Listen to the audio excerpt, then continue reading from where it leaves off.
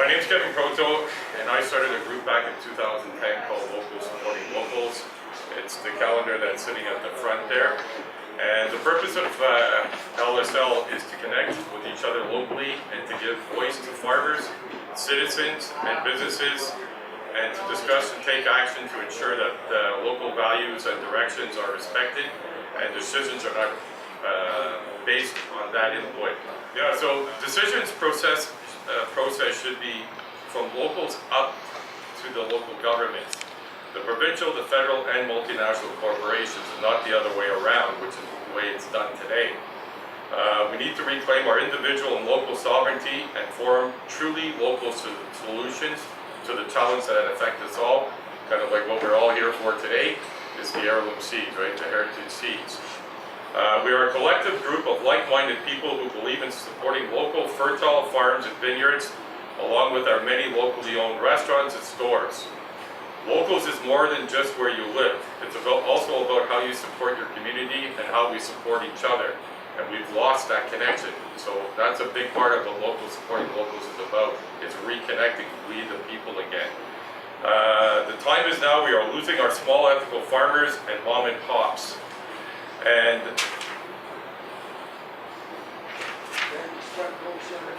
when our freedoms and independence are being eroded, these losses reduce our quality and our way of life. Currently, Locals Supporting Locals focuses on protection of our local supply from GMOs, stopping the expansion of smart meters, how we protect ourselves locally and the threat of economic instability.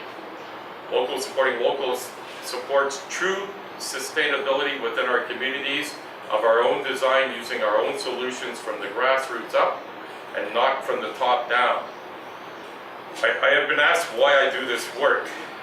This sure as hell isn't for money, I can tell you that. If you picked up one of the calendars, you'll see that, yeah, they started at 20 bucks, but then they're now by donation. And they're good quality calendars because I want people to want them. I want you to put them up on the wall. They have to be full color because we're promoting food here and it just doesn't come across the same in black and white. A few years ago, I was diagnosed myself with osteoarthritis in both my knees, and I couldn't work. I was a waiter and bartender for 12 years, and as well, I was a salesman for door to door for 7. And I thought it was wear and tear, and I had no cartilage in one and very little in the other, and they wanted to give me 2 artificial knees. So I told the doctor very politely where to go and how to get there. I had seen my mother go through having two artificial knees, and the first one went through infection after infection. So I'm like, no, I can't do that.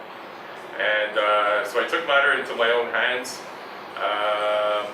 And basically what I found was, it's actually in the calendar too. It's called the Power Plant. They're biodensed frozen cubes.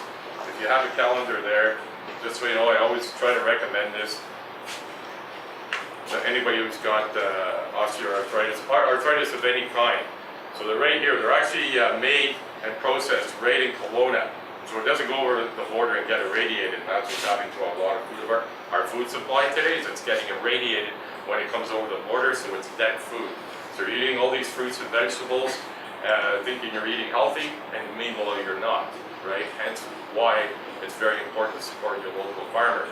So I bought these frozen cubes strictly because of the fact, when I looked at the ingredients, it said spinach, kale, hemp, carrots, flax, hemp, and all certified organic.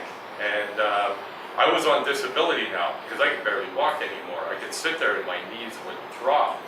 So when I looked at the cubes, and at the time they were $13 a bag, there were 14 cubes in a bag, worked out to be less than $1 a day, and I got my daily veggie intake. So I bought it for that purpose, not knowing anything about what it was about to do to me. And I was taking these supplements also from our organic store that were helping, but they were also 40 bucks for a week, for a full week's, 3 weeks supply. So it's kind of expensive if you're on a disability income. And after 3 weeks of taking these frozen cubes, I was sitting on the couch and I noticed, I looked down on my knees and I'm like, you don't hurt anymore. And so I stopped taking the supplements and I concentrated strictly on the veggie cubes. And within another week to 2 weeks, I didn't have any pain. I am now jogging again. I'm back in the gym, and I can jump up and down. And anybody who has osteoarthritis in your knees knows it never gets better. It only gets worse. So I learned that alkalining my body, because it's very acidic, and that's the problem with our food today, is it's very, very acidic. And most of our processed foods all have the genetically modified cornstarch, sucrose. I mean, it's just loaded, and now you're finding out more and more about gluten, how that's affecting the body and your brain. And incidentally, there's at the top of every lunch, there's a food fact, how certain fruits and vegetables look like your body parts. So walnuts look like brains. So if you have friends that are lacking in, give them walnuts. But also, if you're getting off the gluten, walnuts would be a good one, and it'll help you with the brain fog you're going through. Yeah, I realized that all the solutions were in my food, and that's why through the calendar, that's what I try to promote. Getting you back to your food is your medicine. And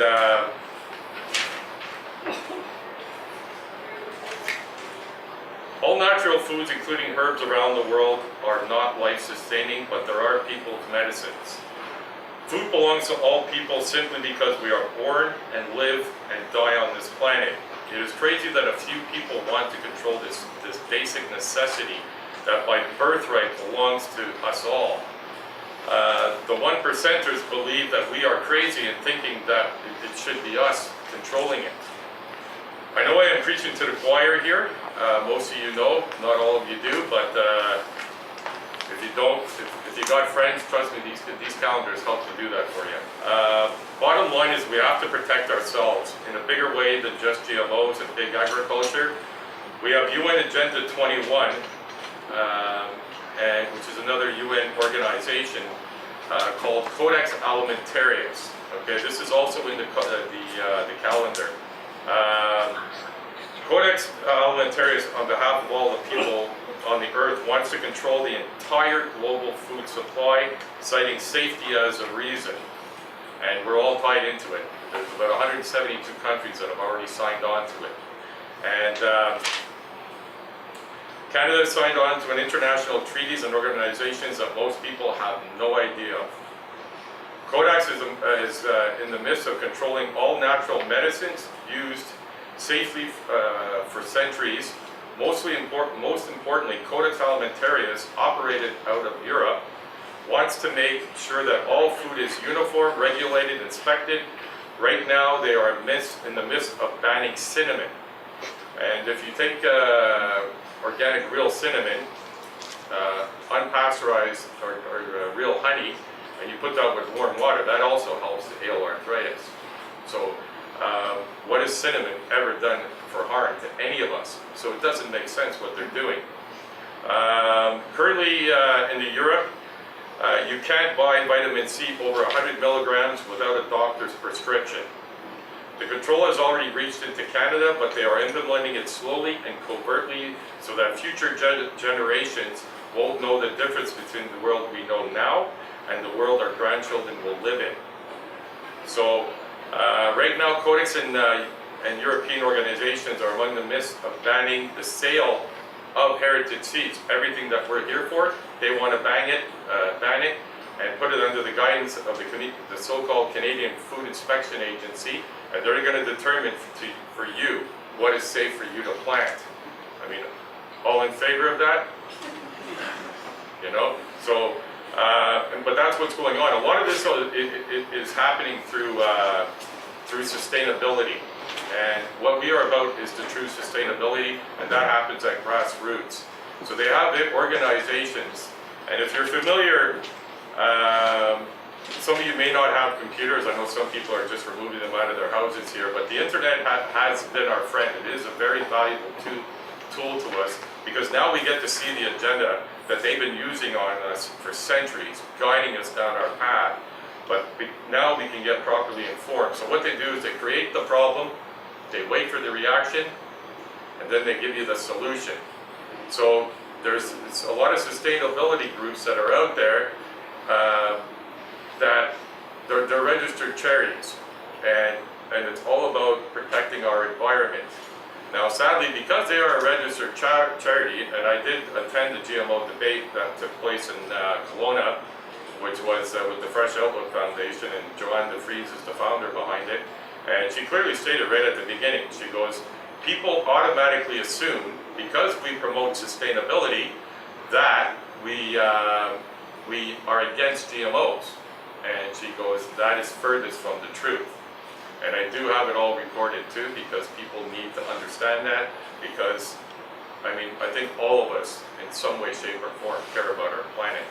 So you're going to see these promotions and events taking place, and you're going to participate, and of course you want to be part of the solution. You don't want to be part of the problem anymore. And because they are a registered charity, they can neither advocate for or against GMOs. And that's Monsanto's way of coming in through the front door. So they put, and I've already seen it on boxes, it's stamped sustainable, right? Kind of like those new energy products, you know, they got the Energy Star on there. They're using the same thing here. So you're gonna see that, you're gonna think it's good. You know, and of course, that's our so-called Health Canada and our Canadian Food Inspection Agency. So we need to be aware of it, and that's why I have started the chapter, Okanagan chapter of Local Supporting Local. So this way what we do is we meet, we discuss these issues, and we determine, through our people in our community, what route we're going to go down here. We don't need the UN to tell us what to do. You know, I talked to some of the environmentalists that have come out of school that are part of these environmental movements. And I'm not talking the 7,000 environmentalists that Stephen Harper fired. Okay, I'm talking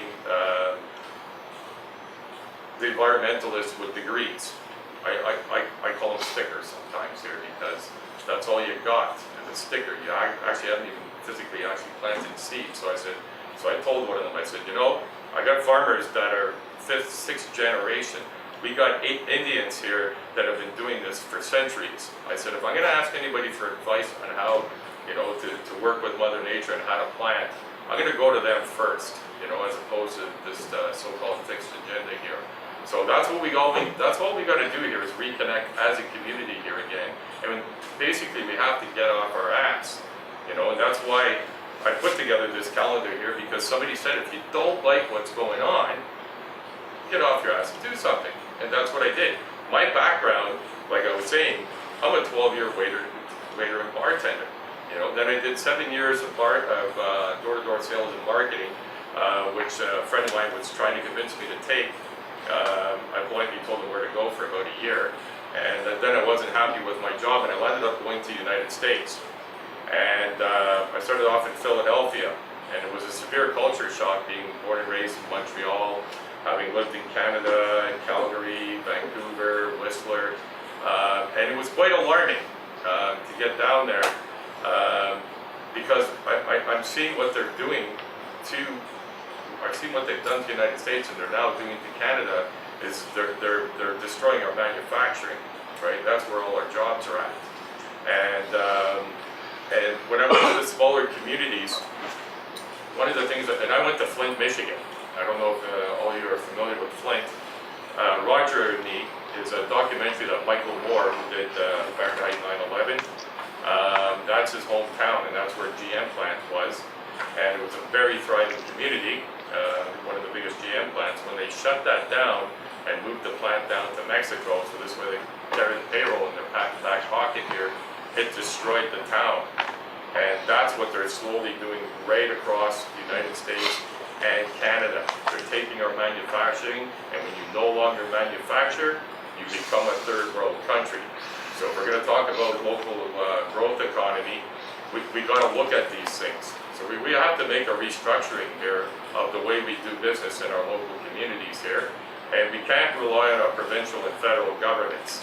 They're corporatized. I mean, to me, they should have to wear like racing car suits, you know, so we know who all their sponsors are. You know, because it's all big oil. And for example, the World Sustainable Development Business, which is the UN directive, it shows you who all the partners are. that are going to be behind the sustainable group. And we're talking Dole, DuPont, Monsanto, everything that we're fighting against, right? And in a lot of the sustainable growth, you'll see smart growth, you know. So I don't know how many people are informed on the smart meters, but that's what's part of it too. It's a smart growth, smart town, right? So we have to become very educated on these issues here. And I actually have Unu St. Clair that's going to come up and talk as well here. Also in the Okanagan right now, we have Okanagan Specialty Fruits. Okay, they're home of the Arctic browning apple. How many are familiar with the Arctic apple? Okay, yeah, so they call it the non-browning apple. So they don't tell you it's genetically modified. Okay, it's all in their advertising here. And it isn't genetically modified. It's much more dangerous, the process, and Monsanto is starting to turn away from GMO and go to these worse genetically engineered forms of changing our food. And I'm just finding out about it myself, and I think it's called GRO, and it is a lot worse than what they've done with genetic modification here. And we hear about the apple, but it's not stopping there. If you go onto their website, again, I'd like to point out, they are right here in our Okanagan. Okay, so you have to keep that in mind. They already have plans to genetically engineer the pear, the cherry, the peach, and of course the apple. Worst thing is that they have about over 50 farmers in the Okanagan that have invested into this. Okay, so this is an uphill battle. And I've noticed that some of my posts that I've been putting on to save the ALR and about protecting our farmland, I would post and I would put something on organic, and my posts keep getting taken down. So that concerns me a little bit. 50 farmers in our Okanagan is a lot of farmers. They say it's almost 70, and that came from one of the members of the agricultural minister. Like, they just had their annual AGM, the BC Growers and Fruit Association here, and that came straight from the mouth of one of the members of the council. This will completely change the fruit of the Okanagan forever. There will be no going back. The organic growing industry will be wiped out completely. Conventional farmers will have a new master that they pay. There will be no saving our seeds and no doing seed exchanges like this one right now. Saskatchewan, Alberta, Manitoba have largely been taken over in BC and the Okanagan. We protect our growing land. So we need to take our stand here in BC. We have to stop it here. And thankfully, because we have a big help, because with the pollen, that's how it spreads. But because of the mountains that we have here in BC, a lot of that can be prevented. It's not flatlands like Alberta and Saskatchewan here. Some good news recently, though. Internationally, there has been a blackout on the farmers who have successfully sued Monsanto, but are now being successful at suing their neighbors whose GMO crops have infected their natural crops, which is fantastic, which is, again, what we can pull off once we reconnect as a community here. And through these meetings too, what we got to do is elect our local government officials, because people seem to think that provincial and federal governments have to say at the end of the day, and that is the furthest from the truth. Local governments have all the power, and they are also the ones that hold the contracts for the RCMP. I did not know that, because only until I took on in the city of Penticton for smart meters did I find that out, because they were there to renew their contract. So when they come in to aid them in with their smart meters for whatever corporate reason they use, we as as an elected city government, we can tell them that no, that's not what we want. We don't want the smart meters. So it doesn't matter what they have to say, and it doesn't matter if it's BC Hydro or Fortis. Okay, so again, we just got to reunite and communicate. We know the problems, so what are some of the solutions? We have to take back our authority on a local basis. This is where all the change over the history of the world has started, with the people and locally. And that's where locals supporting locals comes in. We want you to be here for each other, local farming, local business, local decisions, We need to network with each other, we need to support each other, we need to protect each other. We are looking for local economy growth, so let's go GMO free, let's be smart meter free. There are many businesses that will come here because they are attracted to a more natural way of living. We can look at Nelson, for example. They are out of box in many areas, but what works in their favor, the last stats I read was that Nelson was listed as one of the top 3 places desirable to live in BC, next to Vancouver and Victoria.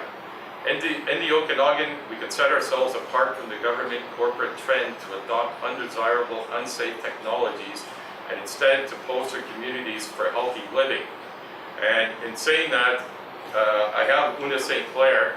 She's co-director for the Citizens for Safe Technology, and she was actually located on the island. And again, if you pick up one of these calendars, they are by donation, and I don't care what you can give. This is not made to get rich off of in any way, shape, or form. But like I point out to people, the printers don't take honey for money, right? So, there's an article on here about the class action suit that the Citizens for Safe Technology is doing. But I asked if Una could just come up and talk a little bit about the health and the safety of smart meters. But to talk about how importantly it would be for how we can attract people to come here, and when people come here, businesses come as well, right? So if you could just tell us a little bit about smart meters, bad, good, yeah. Well, first of all, I want to say what an awesome event. It's so exciting to be here because there is a community spirit, and it is based on all those wonderful things like growing healthy seeds and people. Oh, I'm supposed to stand here in front of the camera.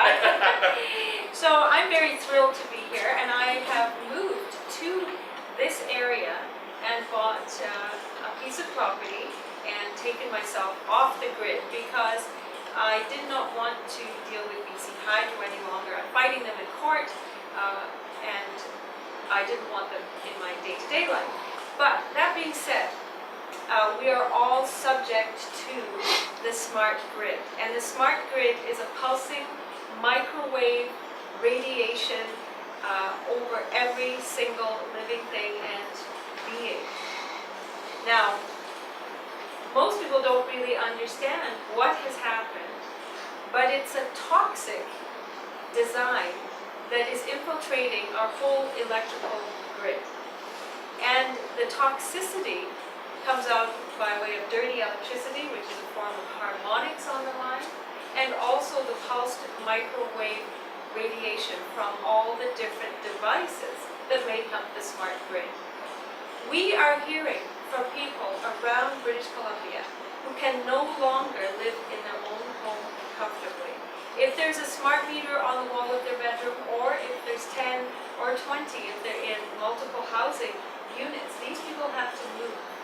The symptoms include sudden onset of massive headaches and migraines, sleep disturbances, anxiety, tinnitus or a buzzing, humming, thumping type of noise in the ears, dizziness, depression, foggy-minded, pain in the joints. There are many different symptoms of microwave sickness.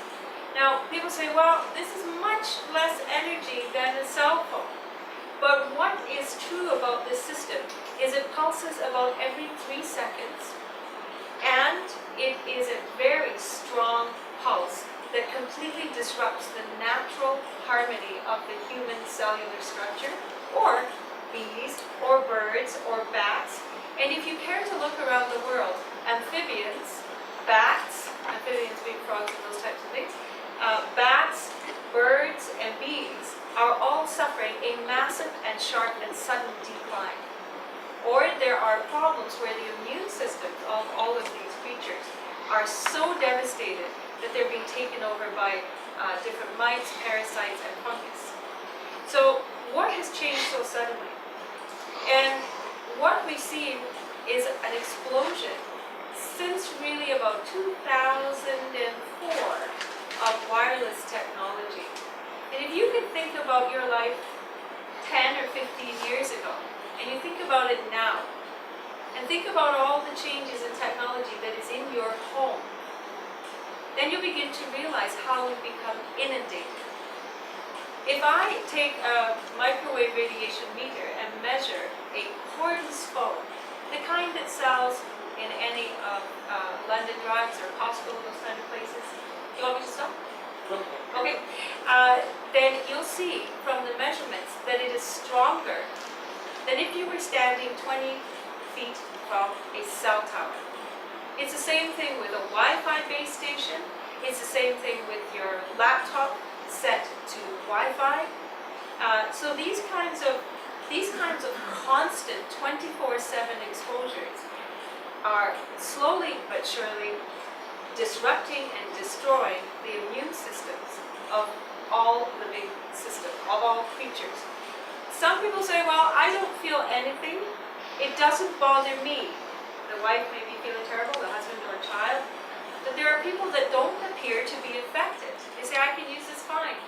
But what is found in blood tests is that it doesn't matter if the person feels ill or not.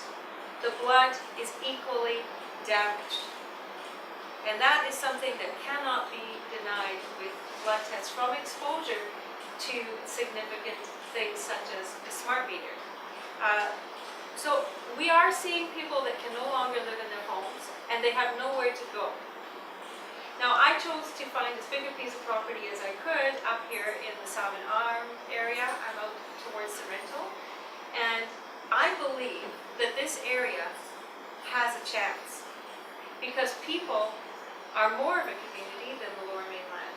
There's more of a connection, there's more willingness to look up at the skies and see what's going on up there, and to understand that things that are invisible are not necessarily safe. There's a sense of being in touch with just what's right and wrong. You know, if I said to you, do you feel microwave radiation is safe? What do you think inside yourself?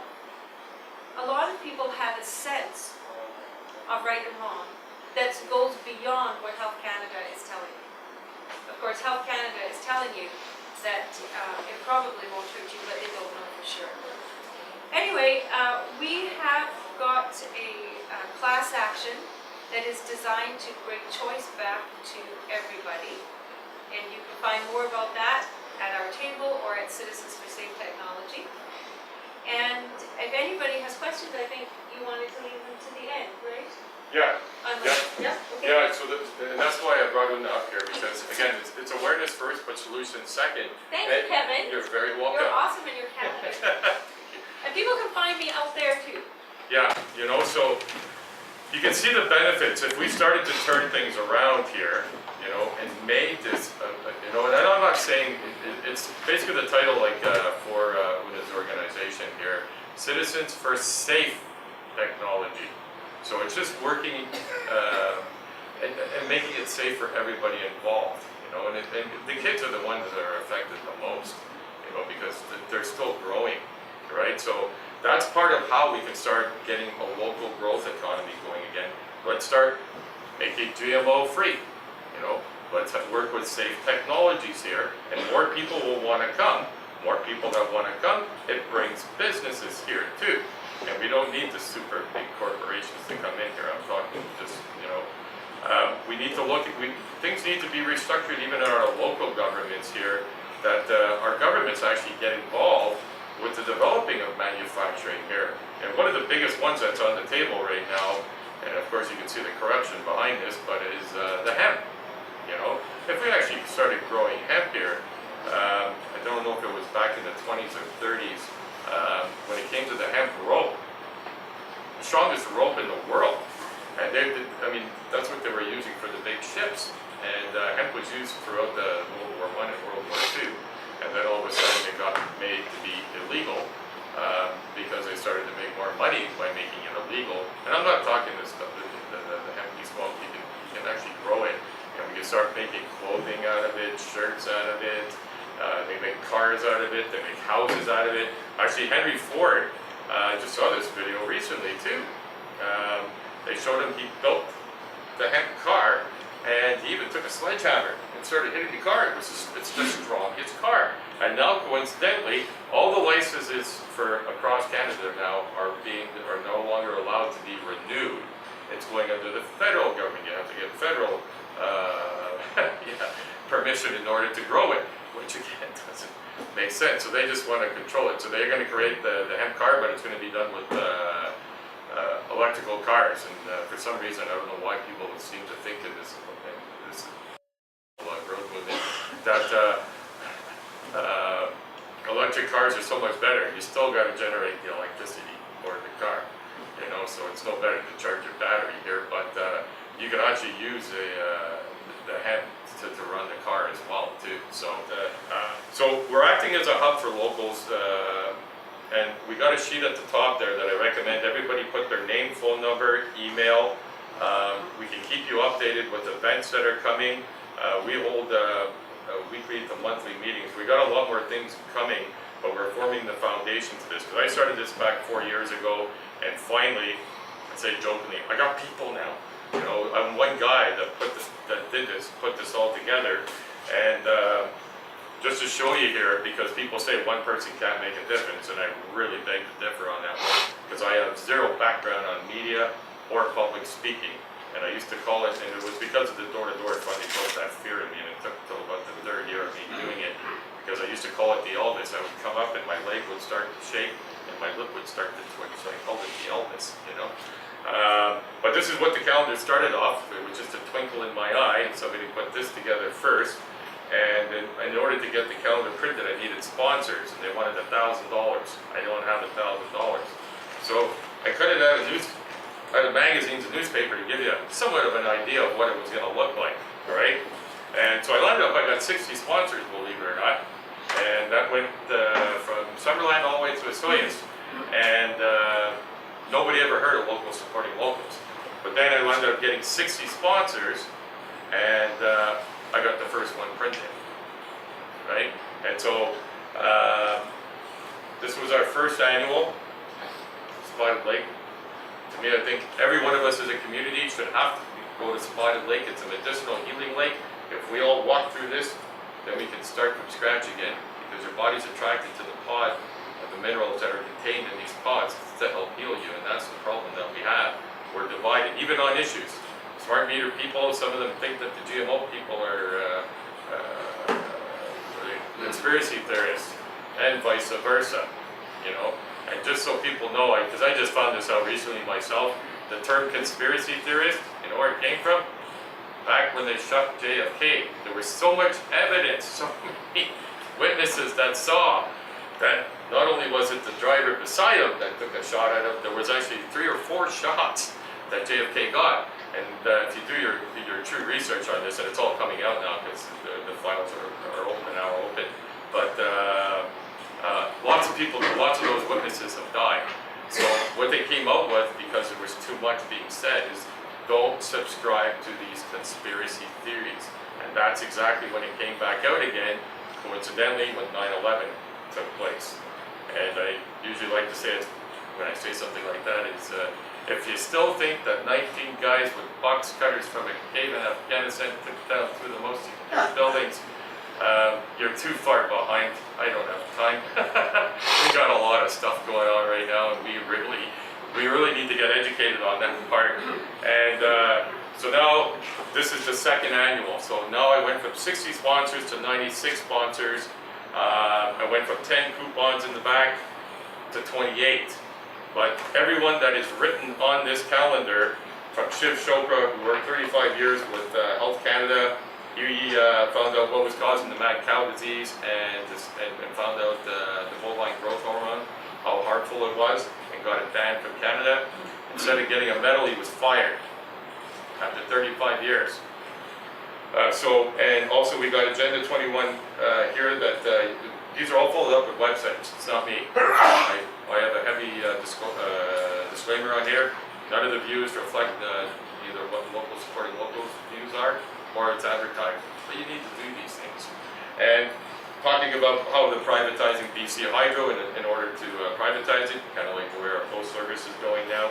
Alex Adamanenko, the NDP minister, he's the only politician that I support. I don't support the party itself, I don't support any party politics, but he is truly a good man. And actually we have Lily here that's working with locals, supporting locals. He's actually his right hand and is retiring along with Alex when he retires, which is sad because He's not a minister, he's a member of parliament. a member of parliament. You see, I don't get into party politics. But yeah, in here he talks about how the Canadian Food Inspection Agency actually changed the term local so that big corporations can now lie to you, and it could be coming within just past the borders into Washington. So you don't even know what you're getting anymore, right? So hence why I have all of our farmers, who they are, what they grow, how to find them all again. It's all at the top, even including the food facts on here. So when I say we gotta go local, you gotta go local on local. You know, we gotta protect these guys because otherwise we're gonna lose them. You know, and I know a lot of us are on tight budgets, so it's hard to put 100% of your money and stay away from Walmart altogether and these Target stores. But if you can even just give the 10% and support your locals, it would make a world of difference to these guys. And again, go back to the farm, get to know your farmer. You'd be surprised what they'll do for you. You know, get that connection going again. You know, and you'll know everything. And you'll feel good when you eat that food at the end of the day. I mean, I love my farmers. And I grew up in the concrete jungles in Montreal. I don't know the first thing about planting. I can grow a tomato plant. That's all I've really ever grown. But that's not my job right now. My job is to help promote them, promote our local businesses, standing here in front of you guys and try to, you know, get into your hearts and make you realize how they got us and what we got to do, right? So when something feels wrong, you see somebody speaking up, you know, you don't point your finger and like, you know, because you'll get people that do that, you know. It takes a lot of guts to get up and actually do these things, you know, and I've seen a lot of people actually doing this now, and we all got to do it now, and we got to go to our community meetings, our council meetings. We got to get organized and get the right people in there, right? Because it takes a lot of guts to sit in there because you get tapped on the shoulder a lot. You don't see that in the public part. You know, so it takes guys with guts. We need farmers, retired farmers in there too. Okay, so we're acting as a hub for a lot of interesting projects that individuals and businesses are doing. We want to aggressively campaign to stop the decisions made outside of our community that will affect our community. Lots of trade agreements going on that are very, very detrimental to Canada here. Decisions like the recent Bill C-18, the Agricultural Growth Act, that gives multinational agribusinesses more money, more power and control, while increasing the farmers' costs, increasing the farmers' debts, and reducing the farmers' independence. It allows a company to sue a farmer for storing harvested seed plant the following spring. Bill C-18 will remove classes of farmers, plant varieties, and entire crop kinds, and to restrict, prohibit, or put conditions on the use of harvested material. It is a massive transfer of wealth from farmers to seed companies. Apart from C-18 already in the world, and soon moving here, are plants where even home gardens, will have to be licensed. This truly evil intent not only affects our food growers, it affects all of us. At the same time, it is as vigorously educating about these issues and fighting the good fight. Locals supporting locals links to supports and encourages great local projects like a farmer in Oliver developing a school. Kids can learn how to farm. Another farmer in the same area, who I'll be giving a message from in a few minutes here, it's further on here, but and his endeavor is to start he's starting a local seed vault, which coincidentally there are 2 seed vaults. I think one of them is in the Arctic or Alaska that our governments have put together, and you got to ask yourself why. But what do they know that we don't know? We have a farmer in Kelowna educating people on bio-intense farming. I've been to his place, and he's got 2 acres, and it's bio-intense French farming. In these 2 acres, he's able to develop enough food that can feed anywhere from 300 up to 500 families a day, every day, all year round, and he doesn't have a tractor. Right now, they're currently 3 people, bringing more on board this year, but there are 3 people that actually man that can pull that off. And it's just a made in Italy rototiller that helps to do that. I've got it all on video too, it's fantastic. You know, so there's some great solutions here, you know, and so I don't mean to talk about the stuff that, I don't like to be a fear monger. To me, information or knowledge is information here, or information is knowledge. It's what you do with it. I don't live in a fear-based world, but I believe if you're going to bring awareness, bring solutions. These are part of the solutions here. So once we got our local government, then we implement these local programs, and they only make sense. I mean, anybody who would want to stop somebody from wanting to feed 500 families every day, you're going to have a hard time convincing the rest of the community that that's not a good thing, right? Others are thinking deeply on sustainable barter systems. There are just a few that stand out, but it goes further than just farming. We want to know about and be a part of a local endeavor that is going to help us to be the sovereign Okanagan. The life of a community is the people, the farmers, and the businesses. Together we can make a difference. Local community networking is our passion. Our goal is to continue to strengthen our network that reconnects us in our local communities and provides a framework that can be used across the province and the country to do the exact same thing here. So, I mean, just so you know, like, it's just this year, finally, I've gotten people to realize that that's not an advertising calendar, you know, so when some people tell me that that is an advertising calendar, I recommend that you read it again.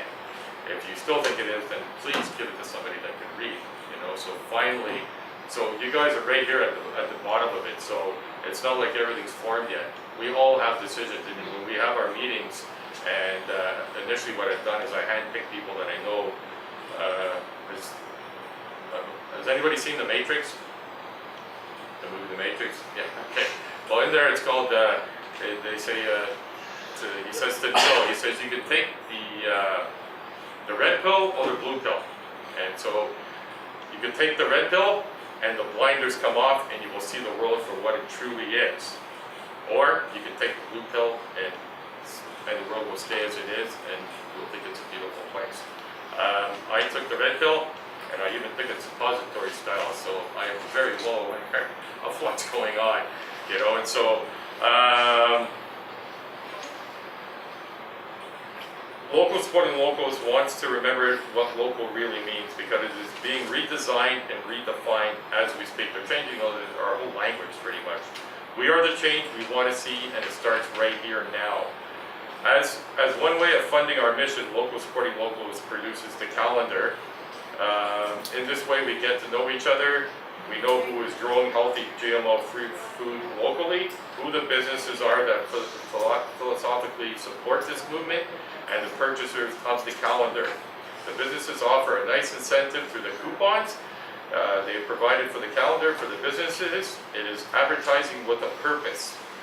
And for consumers, a way to support locals supporting locals in their mission, in our work, and one small step in supporting each other.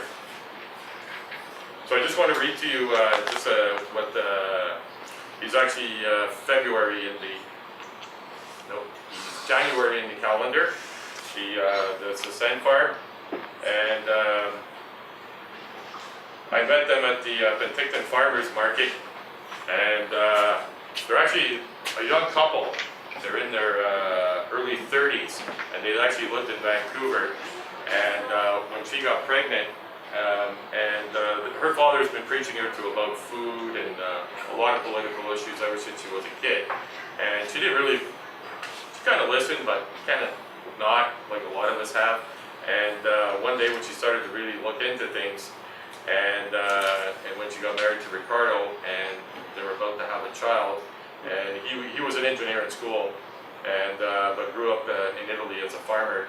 They decided they didn't want their child to grow up in Vancouver, and they weren't going to feed their child that kind of food that was coming out of the corporate box stores. So they actually bought a farm and had everything on there from cows, goats, chicken, ducks, goats, you name it, everything, completely self-sustained. Those are two, they're their second one now, one's 3, the other one's a year and a half. But those are organic babies, I can't wait to see what they do. But yeah, so that's just a little background behind the farmer that actually wrote this here. So just please keep in mind, hey, I don't take any courses on doing this. Everything I'm trying to do right now is just coming from the heart. So it's the first time I'm actually reading from a paper too, because you guys make me nervous, you know. So okay, so from Ricardo's to Send Farm and Seeds. We need to come together with like-minded people. The current system run by others who are not local, who we don't know and don't trust, cannot sustain itself, so we need to reclaim our community, starting with the basics in order of importance. Water, food, shelter, clothing, energy. Air should be in there, but with the practices of planting tree and forest gardens, we have possibility of replenishing the oxygen levels of our air. Water is important for all life and good pure source, and is now hard to find. We have a lot of technology and filter systems that we can even take sewer water and make it drinkable. Food is very important and good. Nutritious food is medicine for the body and gives us energy for creating and repairing the world. Okay, our goal at the Send Farm and Seeds is to grow and store all of our food requirement, and more so that we can share the abundance that nature provides. And the goal of our community is to produce 3 times the community requires, so that 1 part we consume in the community, 1 part we solve for creating a cash flow or a trade system, 1 part we give to others in need. The food system will be rooted on a seed-saving bank. And just like food, we will produce 3 times the requirement of the community.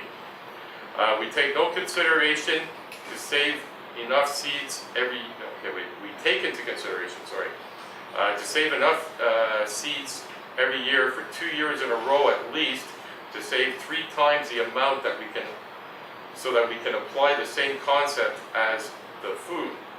We have put a lot of time and effort into the research into creating an easy seed bank vault where people can save their seeds up to 20 years without the use of refrigeration by borrowing. Question mark. It's like our ancestors used to do to preserve their future generations. We are very flexible with our goals so that we can accommodate the need of each individual in the community, but at the same time we have goals in order to create such a change.